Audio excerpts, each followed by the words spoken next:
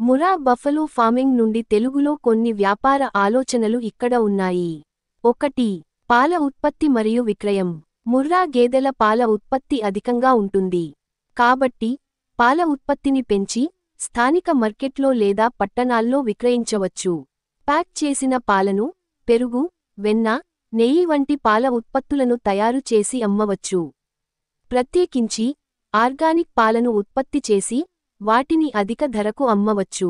Tea stalls, sweet shops, hotels, restaurants, supermarkets మరియు dairy ఫ్యాక్టరీలకు పాల సరఫరా చేయవచ్చు. 2.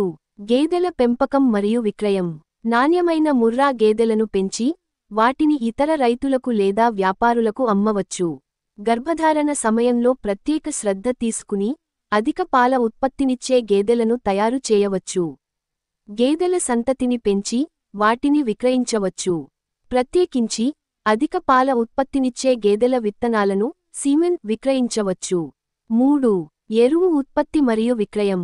గేదెల పేడను ఉపయోగించి సేంద్రియ ఎరువును తయారు చేసి వ్యవసాయదారులకు విక్రయించవచ్చు.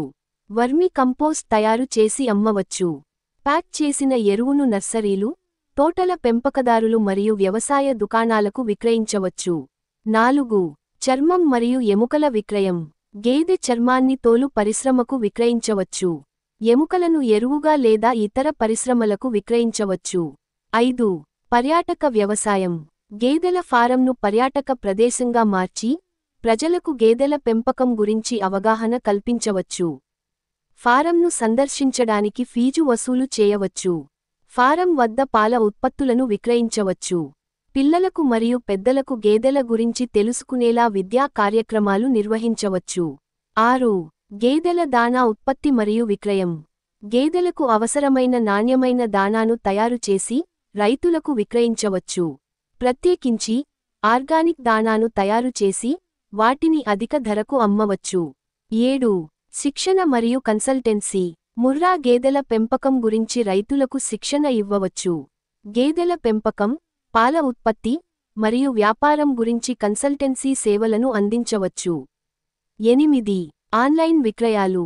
పాల ఉత్పత్తులు, ఎరువులు మరియు ఇతర ఉత్పత్తులను ఆన్లైన్లో విక్రయించవచ్చు. సోషల్ మీడియా మరియు కామర్స్ ప్లాట్ఫారమ్లను ఉపయోగించి ఉత్పత్తులను ప్రచారం చేయవచ్చు.